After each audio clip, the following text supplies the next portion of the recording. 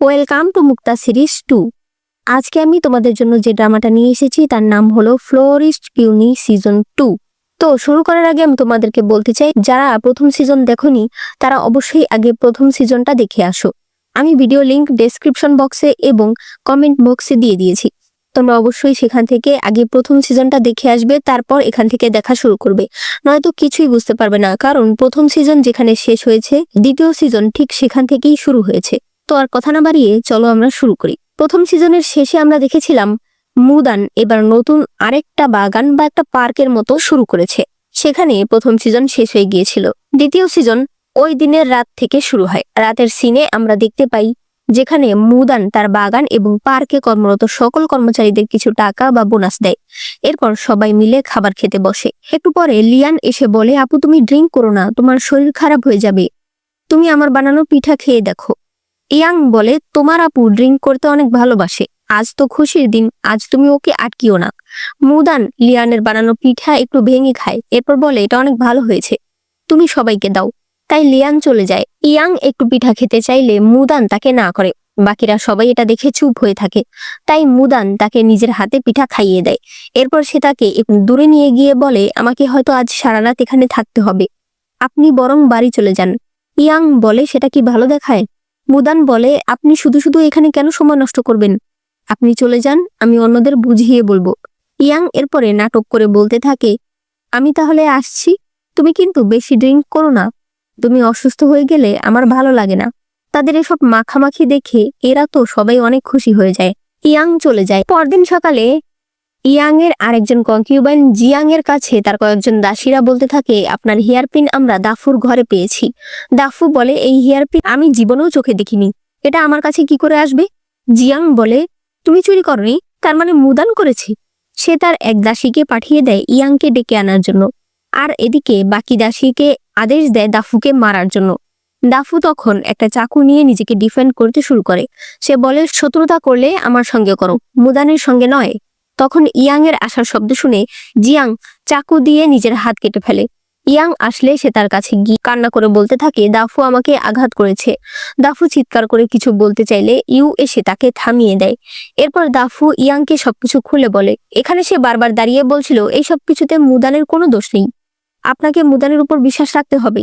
You বলতে থাকে, তুমি একটু শান্তিতে বসবে, ওষুধ না লাগালে এটা দাগ হয়ে যাবে। ইয়াং বলে, দাফুর আঘাত নিয়ে তোমার এত চিন্তা, কই আমার বেলা তো কখনো এমন করো না। ইউ বলে, আপনার পিঠের আঘাত আপনি আমাকে দেখতেই দেন না। তখন মুদান সেখানে দৌড়ে আসে। সে দাফুর খোঁজ খবর নিলে দাফু বলে, আমি একদম ঠিক আছি, কিন্তু মাস্টারের পিঠে নাকি আঘাত লেগেছে।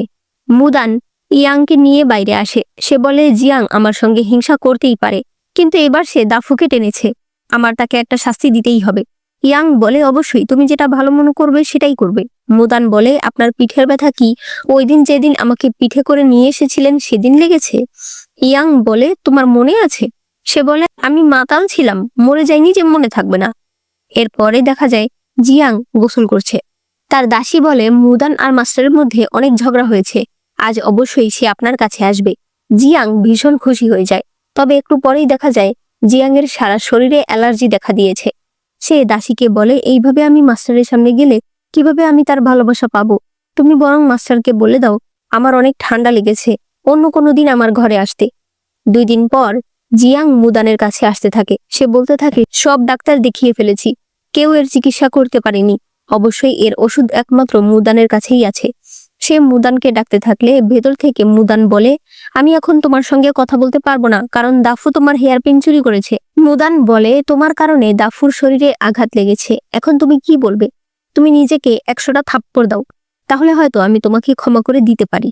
জিয়াং এরপর নিজেকে থাপ্পড় দিতে শুরু করে। দাফু বলে, তুমি কি করেছিলে?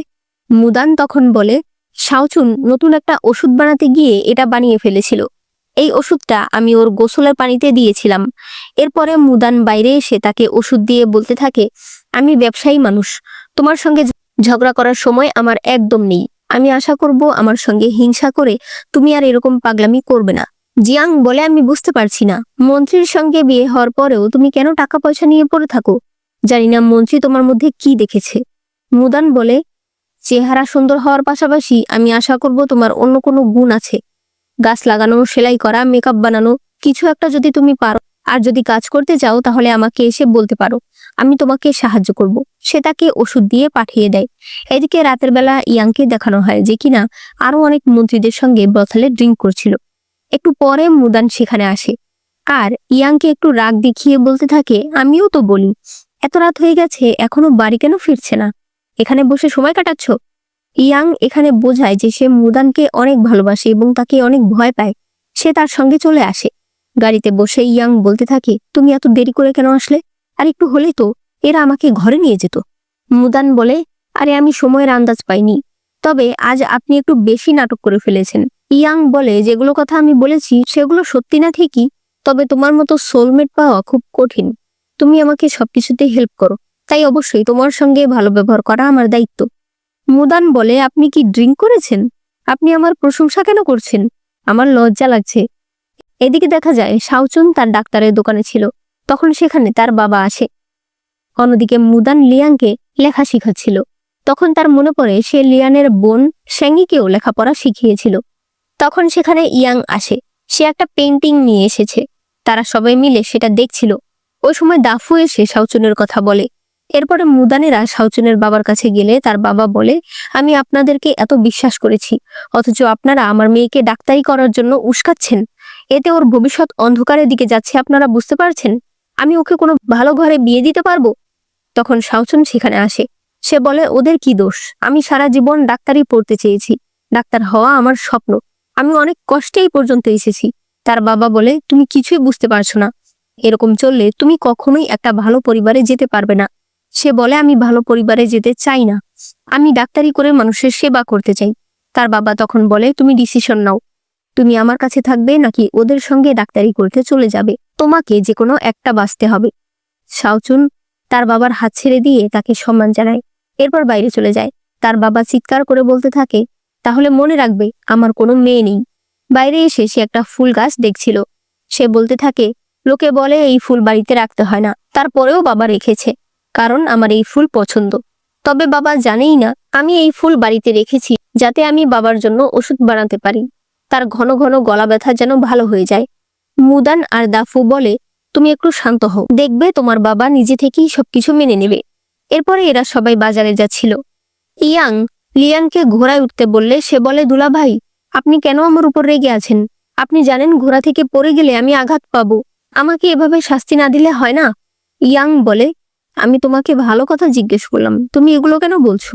মুদান বলে, তুমি ঘোড়ায় উঠতে চাও না সেটা সরাসরি বলে দিলেই পারো, তোমার দুলাভাইকে মিথ্যা অপবাদ কেন দিচ্ছ? লিয়াং ক্ষমা চাইলে সে বলে, তোমার দুলাভাইয়ের কাছে ক্ষমা চাও। লিয়ান ক্ষমা চাইলে ইয়াং তাকে ঘোড়ার গাড়িতে উঠতে বলে। এরপরে তারা বাজারে আসলে ইয়াং ইউকে চোখে ইশারা দেয় যেন লিয়ানকে নিয়ে দূরে যায়। ইউ বলে, লিয়ান চলো আমরা ওই দিকে যাই। কিন্তু লিয়াং না করে দিলে সে বলে, ও তুমি তো ম্যাডামের ভাই, তুমি কি আমার মতো দাসের সঙ্গে খেলতে যাবে? লিয়ান বলে, আমি এটা বলিনি। ইউ তখন তাকে ধরে নিয়ে যায়। মুদান ইয়াংকে বলে, লিয়ান যেটা চায় সেটা করার জন্য মিথ্যা কথা বলে, কিন্তু আমার মনে হয় ওর মন অনেক ভালো, ওকে আমরা সঠিক দিশা দেখালে ভালো রাস্তায় নিয়ে যেতে পারবো, তাই আপনি দয়া করে রাগ করবেন না। ইয়াং বলে, আরে না না, তোমার ভাইয়ের উপর আমি রাগ করি না। এরপরে মুদানকে এক লোক নৌকায় উঠতে বলে। আসলে সে এখানে এক ব্যবসায়ীর সঙ্গে দেখা করতে এসেছে, তবে সে সেখানে যেতেই দেখতে পায় এটা হলো যিশু। সে চলে যেতে চায়, তবে বাহির থেকে দরজা লাগিয়ে দেওয়া হয় এবং নৌকাও চলতে শুরু করে। মুদান বলে, তুমি জানো বাইরে আমার হাজবেন্ড দাঁড়িয়ে আছে, আমার যেতে দেরি হলে সে এখানে হাঙ্গামা শুরু করবে। যিশু বলে, আমি শুধু তোমার সঙ্গে একটু কথা বলবো। অন্যদিকে ইয়াং কিছু লোকেদেরকে বড় বড় গাছ নিয়ে যেতে দেখে তাদের পিছু করে এবং গিয়ে দেখতে পায় এখানে তারা আড়ালে বড় একটা জাহাজ তৈরি করছে। সে বুঝতে পারে এটা হয়তো নিং রাজা মানে মহারাজের বড় ভাইয়ের কাজ। নৌকায় যিশু বলে, তুমি জানো আমি এখন অনেক বড় পজিশনে আছি, সবাই আমার কাজের প্রশংসা করছে। মুদান বলে, তো আমি কি করব? তোমার কাজ দিয়ে আমার কি লাভ? তুমি আমাকে কি জন্য ডেকেছো সেটা বলো। যিশু তাকে চেরি ফল খেতে দেয়। এরপর বলে, তুমি ব্যবসায়ী মানুষ, তোমার বেশিরভাগ পণ্য পানিপথে আসা যাওয়া করে, আমি এখন নদীপথে মাল আনা নেওয়ার দায়িত্বে আছি, তুমি চাইলে আমি তোমার কাজ সহজ করে দিতে পারবো। মুদান বলে, তুমি জীবনে ভালো হবে না, তোমার সঙ্গে নষ্ট করার মতো সময় আমার নেই। এরপর সে সেখান থেকে চলে যায়। বাইরে আসলে সে ইয়াংকে দেখে বলে, আপনি আমার জন্য অপেক্ষা করছিলেন? সে বলে, আমার ওয়াইফকে যিশু আলাদা নিয়ে গেছে কথা বলার জন্য, আমাকে তো সতর্ক থাকতেই হবে। মুদান বলে, আপনি জানতেন নৌকায় যিশু আছে, তারপরও আমাকে যেতে দিয়েছেন। ইয়াং তার হাতে একটা ব্রেসলেট পরিয়ে দেয়। মুদান তাকে একটা চেরি ফল খাওয়ায়। এরপরে সে বলতে থাকে, আমি দেখেছি চেরি ফলগুলো ভালো করে পাকেনি, ভালো হয়েছে আমি খাইনি। অন্যদিকে ইউজেনের কাছে তার দাসীরা যিশু আজ সারাদিন কি কি করেছে সেগুলো বলে। এরপরে তারা বলে যে আজ যিশু অনেকগুলো চেরি ফল খেয়েছে। ইউজেন বলতে থাকে, ও তো কখনোই চেরি ফল খায় না, তাহলে আজ কেন খেলো? পরদিনই সে বর্তমান যে ফ্লাওয়ার গিল্ড মানে শাওচুনের বাবাকে ডেকে নিয়ে আসে। ইউজেন তাকে বলে মুদানের দোকানটা মানে যেটার নাম হুয়া মঞ্জু সেটা বন্ধ করে দিতে। সে তাকে বিভিন্নভাবে হুমকি দেয়। রাস্তায় সে আরেকজন লোকের সঙ্গে দেখা করে এবং মুদানের দোকানটাকে পুরোপুরিভাবে বন্ধ করে দেওয়ার জন্য বলে। একটু পরেই দেখা যায় সেই লোক একটা বডি নিয়ে এসে মুদানের দোকানের সামনে চিৎকার চেঁচামেচি করছে যে এই মহিলা এখানকার ডাক্তারের ওষুধ খেয়ে মারা গেছে। শাওচুন বলতে থাকে, আমার ওষুধে কোনো সমস্যা থাকতেই পারে না, হয়তো অন্য কোনো কারণ রয়েছে, তবে সে তাকে বডি দেখতে দেয় না। তখন মুদান সেখানে আসে। সে একটা ওষুধ নিয়ে এসেছে এবং সে বলে যে এই ওষুধ কখনোই মানুষকে মারতে পারে না। কিন্তু সেখানকার কেউই তাদের কথা শোনে না এবং তাদের দুজনকে অথরিটি নিয়ে যায় আর হুয়া মাঞ্জু দোকান সিল করে দেওয়া হয়। এরপর জেলখানায় তাদেরকে টর্চার করা হয়। একটু পর শাওচুন অনেক কান্না করছিল, কারণ মুদান তাকে বেশি আঘাত পেতে দেয়নি, সব আঘাত সে নিজেই নিয়েছে। তখন সেখানে শাওচুনের বাবা আসে। সে শাওচুনকে বলতে থাকে, মেয়ে মানুষ হয়ে ব্যবসা করা, ডাক্তারি করা, দেখেছো এতে কত ঝামেলা হয়। শাওচুন বলে, তার মানে আপনি মনে করছেন সত্যিই আমার ওষুধের কারণে এসব হয়েছে? আমার যোগ্যতার উপর আপনার কোনো বিশ্বাস নেই? শাওচুনের বাবার আর কিছু বলার থাকে না। অন্যদিকে ইয়াং মুদানের কথা শুনে তখনই জেলখানায় চলে আসে। সে মুদানকে নিয়ে যেতে চাইলে মুদান বলে, এখান থেকে চলে যাওয়া মানে আমাদের অপরাধ স্বীকার করে নেওয়া, যেটা আমি কখনোই চাই না। আমি চাই আমরা সম্মানের সাথে বের হব। ম্যাজিস্ট্রেট নিজে আমাদেরকে নির্দোষ প্রমাণ করবে, এজন্য তোমাকে একটা কাজ করতে হবে। এরপর দেখা যায় একজন মহিলা করোনার ওই বডিটাকে দেখে এসে ইয়াংকে বলে, ওই মহিলা সবেমাত্র একটা বাচ্চার জন্ম দিয়েছে। সে এমনিতেই অনেক বেশি অসুস্থ ছিল, তার উপর তাকে আরো অনেক ভয়ঙ্কর ওষুধ খাওয়ানো হয়েছে, যার ফলে সে সবকিছু আর নিতে পারেনি। অন্যদিকে দাফু জানতে পেরেছে ওই মহিলার কাছে ওষুধ পাঠিয়েছিল অন্য আরেক লোক, মানে যেই লোক ওই দিন ইউজেনের কাছ থেকে টোকেন নিয়েছিল। এরপর ইয়াং সরাসরি চলে আসে ইউজেনের কাছে। সে বলতে থাকে, আমার স্ত্রী জেলে আছে, তার ব্যাপারে তদন্ত করতে গিয়ে আমি এটা পেয়েছি। এখন যদি আমি এটা মহারাজের কাছে দেই তাহলে কেমন হয়? ইউজেন তখন একটু ভয় পেয়ে যায় আর বলে যে আপনি কি চাইছেন? ইয়াং বলে, আপনি যাকে বিয়ে করতে চেয়েছিলেন বিয়ে করেছেন, সব দিক থেকে আপনারা ভালো আছেন, তাহলে শুধু শুধু কেন আমার স্ত্রীকে টানছেন? ইউজেন বলে, ওর কারণেই আমি কখনো মা হতে পারবো না, তাই ওকে তো শাস্তি দিতেই হবে। তবে এরপর সে বলে যে সে আর কখনোই মুদানকে ডিস্টার্ব করবে না, তাই ইয়াং তাকে টোকেনটা দিয়ে চলে আসে। ইউজেন তার দাসীকে বলতে থাকে, ইয়াং মুদানকে হয়তো ভালোবেসে ফেলেছে, তাহলে যিশু আর কোনো সুযোগ পাবে না, ভালো হয়েছে। এরপরেই ম্যাজিস্ট্রেট এদের দুজনকে নির্দোষ প্রমাণ করে দেয়। বাইরে আসলে শাওচুন তার বাবাকে দেখতে পায়। সে তার বাবার কাছে গেলে তার বাবা তার উপর বিশ্বাস না করার জন্য ক্ষমা চায় আর বলে, এখন থেকে তুমি মানুষের চিকিৎসা করতে পারবে, আমি তোমাকে আর আটকাবো না। এদিকে ইয়াং তার বড় গোসলখানায় আসলে দেখতে পায় এখানে জিয়াং এসেছে। সে ইয়াংকে বলে, বিয়ের পর থেকে এখনো আপনি আমার ঘরে একবারও আসেননি, চলুন আজ আমি আপনাকে গোসল করতে সাহায্য করি। ইয়াং তাকে ধরে বলে, তোমাকে আমি সত্যি কথা বলি, মুদানকে বিয়ে করার পর থেকে কোনো মেয়েকেই আমার আর ভালো লাগে না। আমি জানি তোমার প্রতি এটা অন্যায়, তো তুমি এক কাজ করো, তুমি কসমেটিকের দোকানে গিয়ে তোমার মন মতো জিনিস কিনে নিয়ে আসো, ঠিক আছে? এই বলে সে চলে আসে। রাতের বেলা ইয়াং মুদানের চুল মুছে দেয়, কারণ মুদান এখন অনেক অসুস্থ ছিল। এরপর 2-3 দিন পরের সিন দেখানো হয়। বাগানে কাজ করার সময় মুদান দেখতে পায় একজন সেবক একটা ফুলের গাছ নিয়ে জিয়াং এর ঘরের দিকে যাচ্ছে। মুদান সেখানে যায়, তবে দাসী প্রথমে তাকে ঘরে যেতে না দিলে সে জোর করেই যায় এবং সেখানকার অবস্থা দেখে তার কিছুটা সন্দেহ হয়। জিয়াং বলে সে 2 দিনের জন্য একটা টেম্পলে যাচ্ছে, তার আর ইয়াং এর সম্পর্ক যেন ভালো হয় সেজন্য প্রার্থনা করতে। এরপর মুদান একা একা ভাবতে থাকে, একদিন ইয়াং এই সেবকের গায়ে ইচ্ছে করে ঢিল ছুঁড়ে মারছিল। এখন তার মনে হতে থাকে এই সেবকটা হয়তো মহারাজের বড় ভাই, মানে নিংরাজের কোনো গুপ্তচর, আর সেটা ইয়াং জানে। আজ জিয়াং আর ওই সেবক কি কথা বলেছিল, আর জিয়াং হঠাৎ করে এত দূরে টেম্পলে কেন যাচ্ছে? ইয়াং বাড়িতে নেই, এমন সময় যদি তারা কোনো ঝামেলা করে। তাই সে আর দাফু একসঙ্গে জিয়াং এর সঙ্গে সেই টেম্পলে যেতে থাকে। রাতের বেলা দেখা যায় জিয়াং লুকিয়ে বাইরে এসেছে। সে তার একটা পছন্দের জামা দেখছিল, যেটা সে নিজে সেলাই করেছিল। সে বলতে থাকে, আমার পরিবার ব্যবসায়ী পরিবার ছিল, আমি যখনই কোনো ভালো একটা জামা তৈরি করতাম আমার বাবা মা আমাকে বলতো আমি যেন কখনোই এই জামাগুলো না পরি, কারণ এগুলো পোশাক পরার অধিকার একমাত্র নোবেল পরিবারের মেয়েদের রয়েছে। ব্যবসায়ী যত বড় ব্যবসায়ী করুক না কেন, তার স্ট্যাটাস সবসময় নিচেই থাকবে। তাই আমি শুধু কল্পনায় এই জামাগুলো পরেছি। এরপরে আমার বাবাকে মিথ্যা কেসে ফাঁসানো হয়, আমার মাকেও শেষ করে ফেলা হয়। আমি হয়ে যাই একা। এখন আমার একটাই রাস্তা, সেটা হলো নোবেল পরিবারের লোকেদের সঙ্গে ঝুলে থাকা। তাহলেই একমাত্র আমি উপরে উঠতে পারবো। এরপরে সে চলে যায়। দেখা যায় আড়াল থেকে মুদান আর দাফু তার এই কথা শুনেছে এবং তাদের তার জন্য একটু খারাপ লাগে। এরপরে তারা আবার বাড়িতে চলে আসে। ওই সেবক জিয়াংকে বলতে থাকে, আপনি এখনো ফুলমন্ত্রীর মন জয় করতে পারেননি। আপনি তাহলে মুদানকে মেরে ফেলুন, তাহলেই হয়তো আপনি তার জায়গা পাবেন। এরপরে জিয়াং মুদানের গার্ডেনে গিয়ে বলে, আপু আমি তোমার মতো ব্যবসা করতে চাই, আমি চাই তুমি আমাকে ক্ষমা করে দাও। আজ আমি তোমার জন্য একজোড়া কাপ নিয়ে এসেছি। মুদান বলে, আমার কাছেও ভালো ওয়াইন আছে। এর মধ্যেই দাফু দূর থেকে তাদেরকে ডাক দিয়ে এখানে আসে। এরপরে তারা সবাই মিলে ওয়াইন খায়। রাতের বেলা জিয়াং এর কাছে তার দাসী এসে বলে, মুদানের ঘরের বাইরে অনেক পাহারা বসানো হয়েছে এবং শাওচুন এসেছে। আমার মনে হয় তার শরীরে বিষ কাজ করতে শুরু করেছে। জিয়াং এরপর সেই ঘরে যায় এবং এবং মুদান এখন কেমন আছে এইসব বিষয়ে জিজ্ঞেস করতে করতে সে ওই কাপটা ভেঙে ফেলে আর এক দাসীকে তাড়াতাড়ি এই জায়গাটা পরিষ্কার করতে বলে। এরপরে সে ভাঙা কাপটা এনে সেবককে দেখায়। পরদিন জিয়াং ইয়াং এর কাছে যায় আর বলে যে মুদান অসুস্থ। ইয়াং বলে, তাই বুঝি? তখনই পেছন থেকে মুদান সেখানে আসে আর সে সেই কাপটা দেখায়। সে বলে, তুমি অবাক হচ্ছ আমি কি করে সুস্থ আছি আর এই কাপটা কেন ভালো আছে? তখন সে বলে, আসলে ওই দিন সে কাপটা বদলে দিয়েছিল। সে বলতে থাকে, আমি আগেই জানতে পেরেছিলাম তুমি এরকম দুটো কাপ বাজার থেকে কিনে এনেছো, তাই আমিও ওরকম কিনে এনেছিলাম। জিয়াং বলতে থাকে, মিথ্যা কথা, আমি কিছুই করিনি। মুদান তখন তাদেরকে একটা কনফেশন লেটার দেখায়, যেটা ওই সেবকের, আর ওই সেবক যার কাছ থেকে বিষ কিনেছিল তার ছিল। আসলে গতকাল রাতেই মুদান তাদেরকে ধরে ফেলেছিল। ইয়াং তার গলায় তলোয়ার ধরে। মুদান তাকে থামায়। এরপর সে জিয়াংকে বলে, ওই বিষে আমি মরতে পারতাম, তবে আমি দেখেছি কাপে যে পরিমাণ বিষ ছিল তাতে আমি মরতাম না।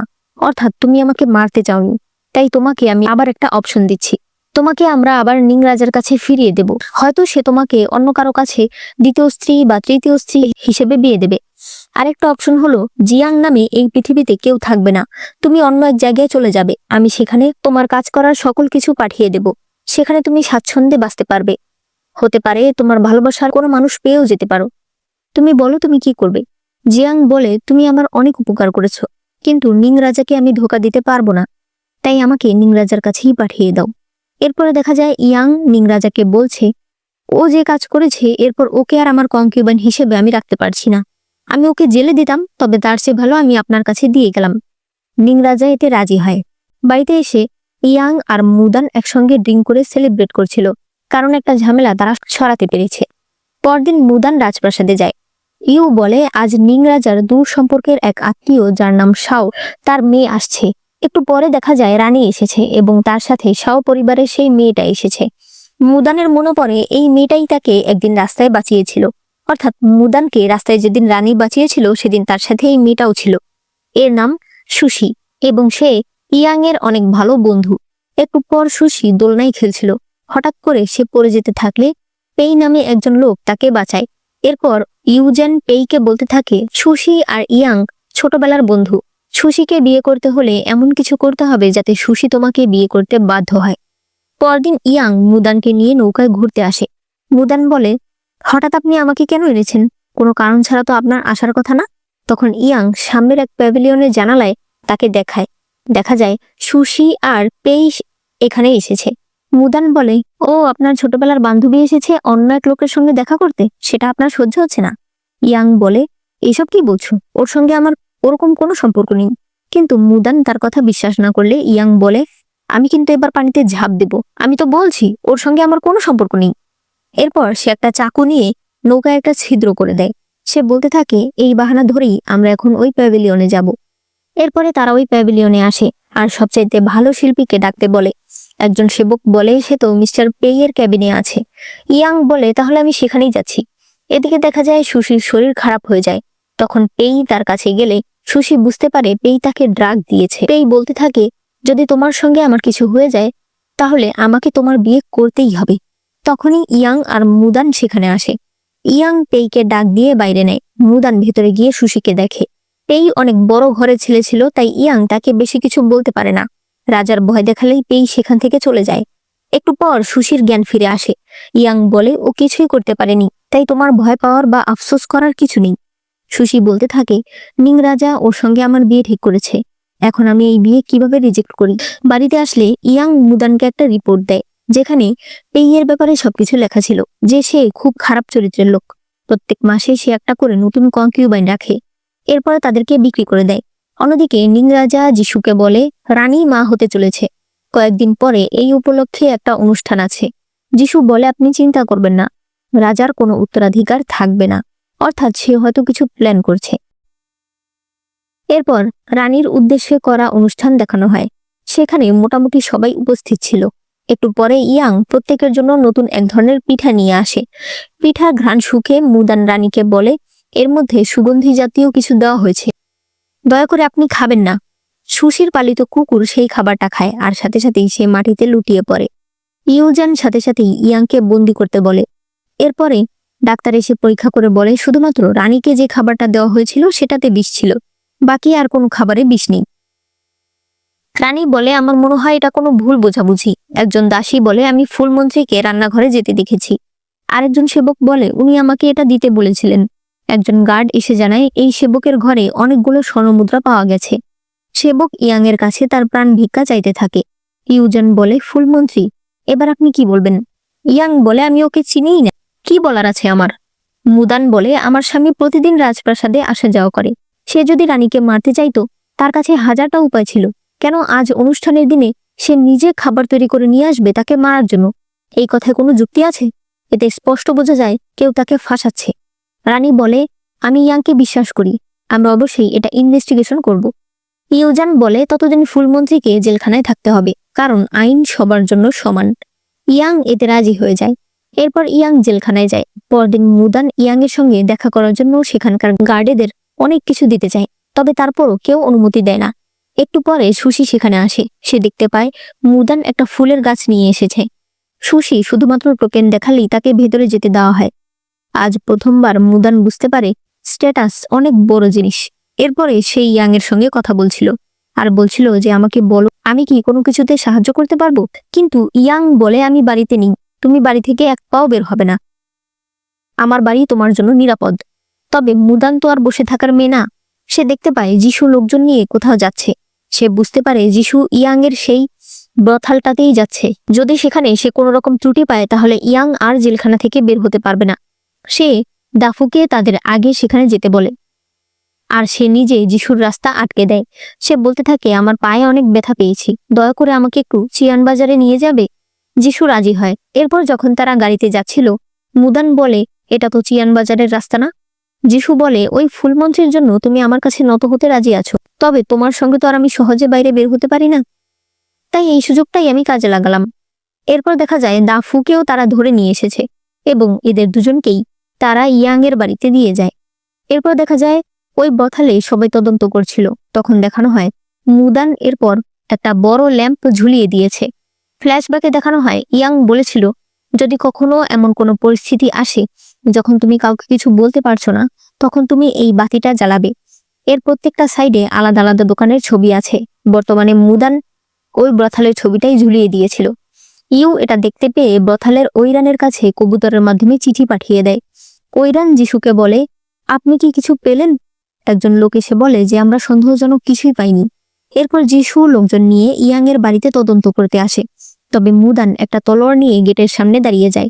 সে বলতে থাকে, আমার স্বামী বাড়িতে নেই, এই মুহূর্তে বাড়িতে কেউ প্রবেশ করতে পারবে না। যিশু জোর করে ঢুকতে চাইলে সে বলে, এই তলোয়ার মহারাজের দেয়া, আমি দেখতে চাই কার এত বড় সাহস আছে। যিশু তারপরও তার কথা না শুনলে মুদান তলোয়ারটা তার গলায় ধরে আর বলে, এক পা কেউ এগোলে আজ এখানে রক্তের বন্যা বয়ে যাবে। তখনই ইউ এসে বলতে থাকে, কেস সলভ হয়ে গেছে, মহারাজ আমাদের সাহেবকে বাড়ি চলে আসার অনুমতি দিয়েছে। এরপর ইয়াং এর আসার কথা শুনে মুদান আসতে থাকে। তবে তখন সে দেখতে পায় গাড়ি থেকে সুশি নামছে। মুদান তখন নিজের পোশাক দেখে ভেতরে চলে যায়। এরপর সে একা বসেছিল। একটু পরে ইয়াং সেখানে আসে। সে বলে, স্বামী জেলখানা থেকে ফিরেছে, একবার দেখতেও গেলে না। এরকম হৃদয়হীন বউ আমি জীবনে দেখিনি। মুদান এরপর তাকে পানি খেতে দেয়। সে বলতে থাকে, আমি না থাকলেও কেউ তো আপনার সাথে ছিল, আমার তুলনায় সে অনেক ভালো। আমি তো আপনার তেমন কোনো সাহায্য করতে পারলাম না। ইয়াং বলে, তুমি এসব কি বলছো? তুমি সময় মতো ব্রথালের মেয়েটাকে খবর দিয়েছ, যিশুকে আটকেছ, এমনকি তুমি তার গলায় তলোয়ার পর্যন্ত ধরেছ।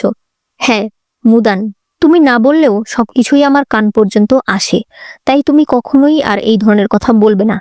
এরপর ইয়াং মহারাজের সঙ্গে দেখা করে। মহারাজ বলে, আমাদের সবকিছু খুব তাড়াতাড়ি গুছাতে হবে। ওরা এখন আমার স্ত্রী সন্তানের দিকে হাত দেওয়া শুরু করেছে।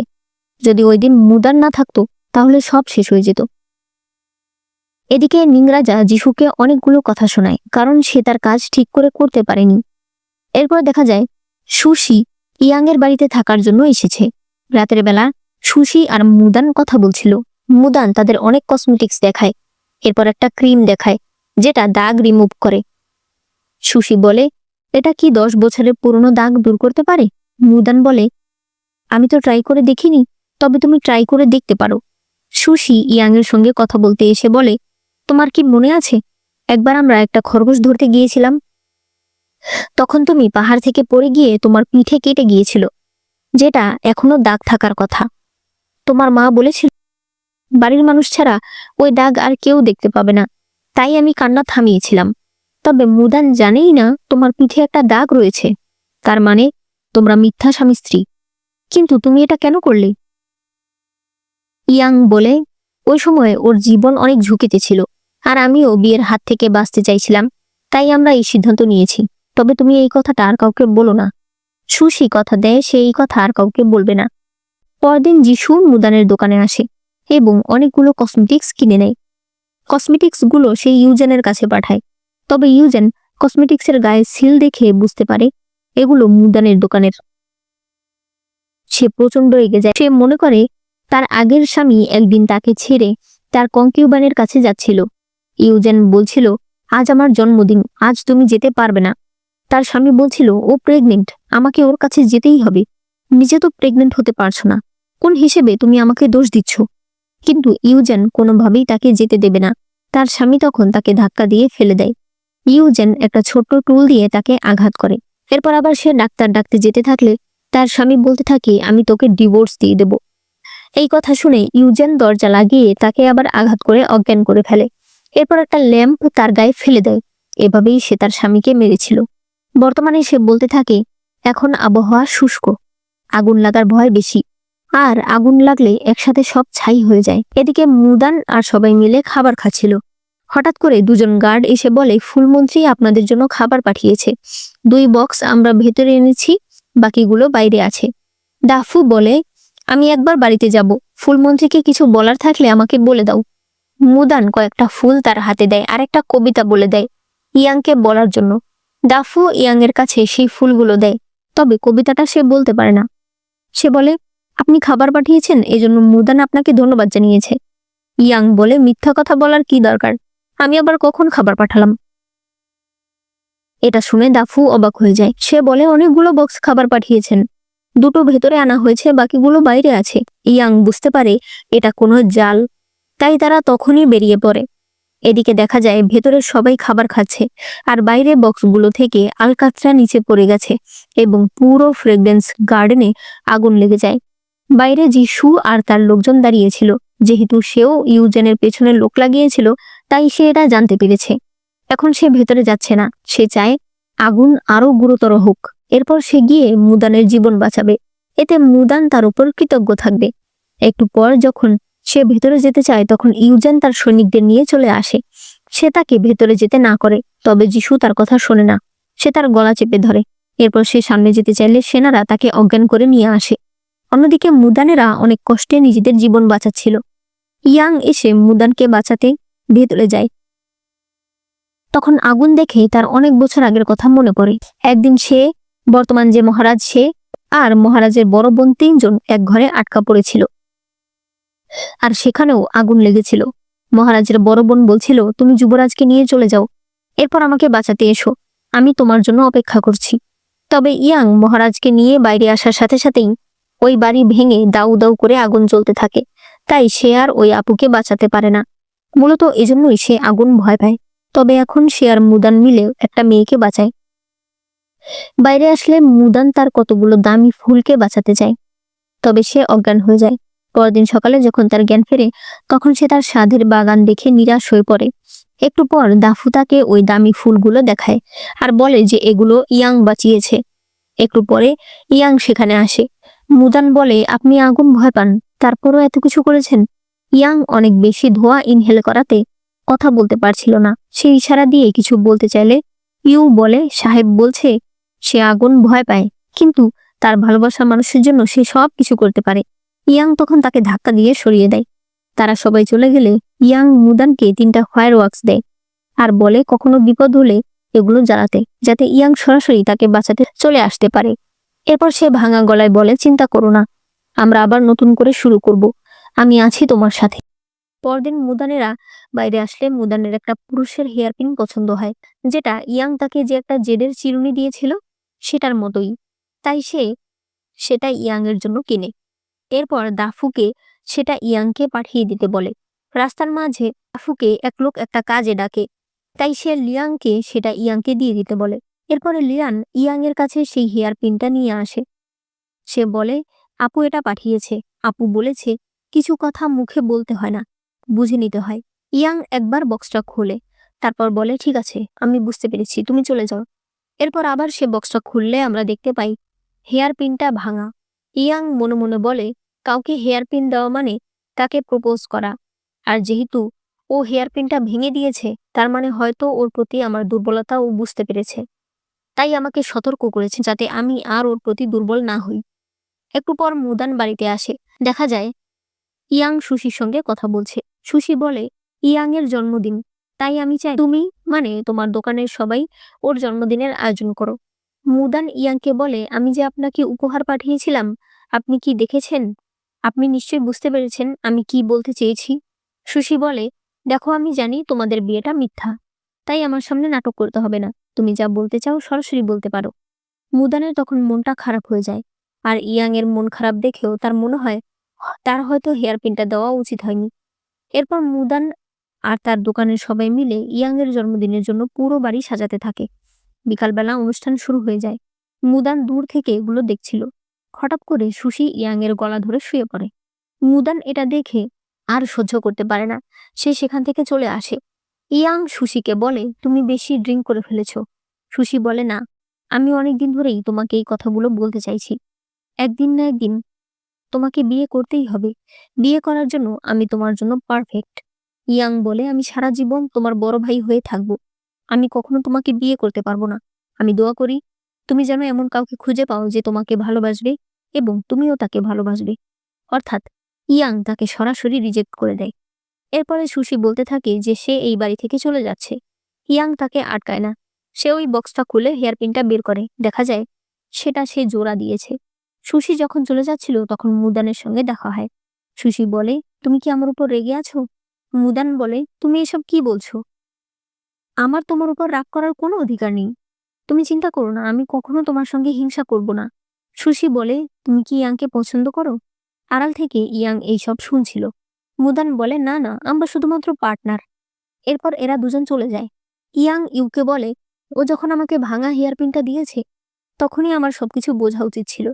আমি কেন আবার এটা জোড়া দিতে গেলাম? সেও সেখান থেকে চলে যায়। রাতের বেলা মুদান ইয়াং এর প্রিয় খাবার রান্না করছিল, তাই ইয়াং সেখানে আসে।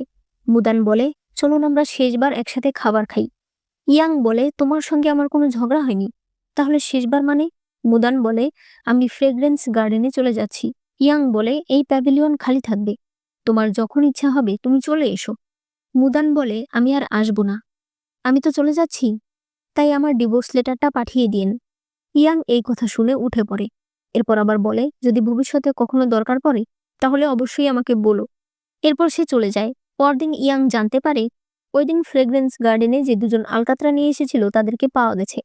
ইয়াং সামনে আসলে দেখতে পায় তাদেরকে অলরেডি মুদান ধরে ফেলেছে। তারা ওই লোকেদেরকে মারতে নিয়ে যায়।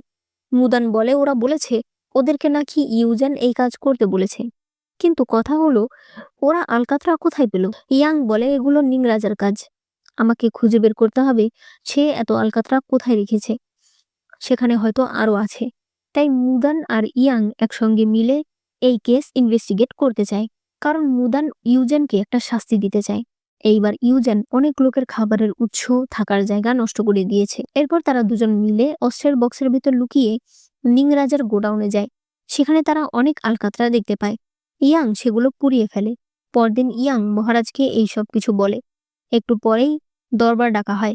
সেখানে বলা হয় নিং রাজার গোডাউনে অনেকগুলো আলকাতরার ব্যারেল ছিল এবং সেগুলো সব পুড়ে গেছে।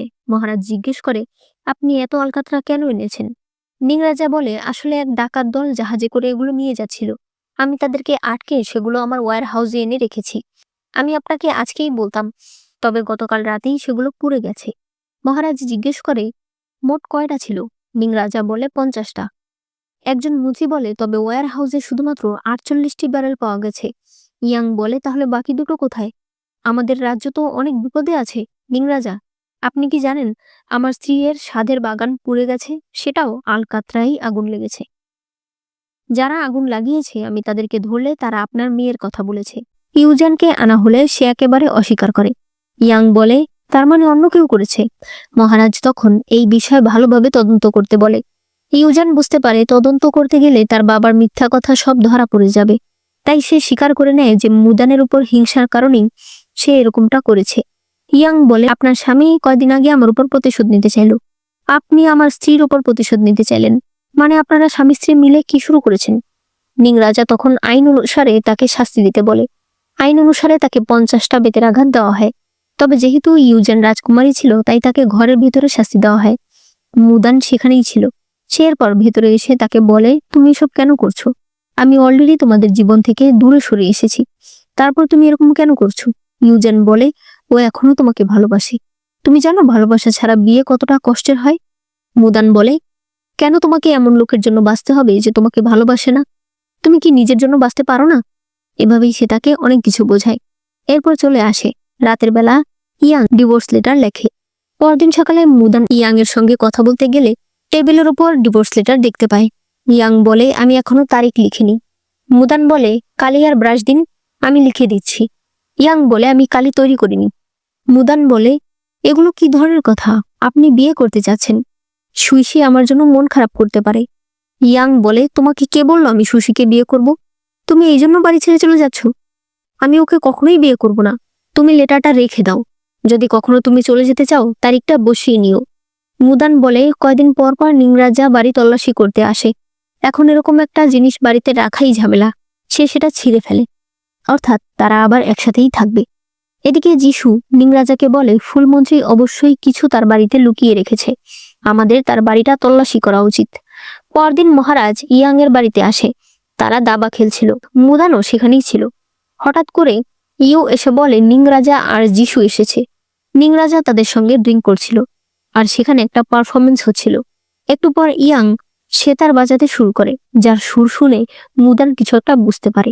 ওয়াইন শেষ হয়ে গেলে ইয়াং ওয়াইন আনতে যেতে চায়, তবে নিং রাজা তাকে না করে। সে বলে, আমার লোকেরা আনতে গেছে, তুমি কোনো চিন্তা করো না। তারা স্পষ্ট বুঝে যায় নিং রাজা তার লোকেদের নিয়ে ইয়াং এর বাড়ি তল্লাশি করছে। অন্যদিকে যিশু ইয়াং এর সকল প্যাভিলিয়ন ঘুরে দেখছিল। এরপর একটা ঘরে একটা ওয়াল তার কাছে সন্দেহজনক মনে হয়, তাই সে তার লোকেদেরকে সেটা ভাঙতে বলে। সেটা ভাঙা হলে এই খবর নিং রাজার কাছে আসে। এরপর তারা সবাই সেই জায়গা দেখতে যায়।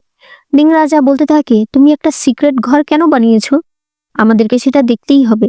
তবে ইয়াং তাকে না করছিল, কিন্তু তারপরও তারা জোর করে সেখানে গিয়ে দেখে সেখানে সব মেয়েদের জিনিসপত্র।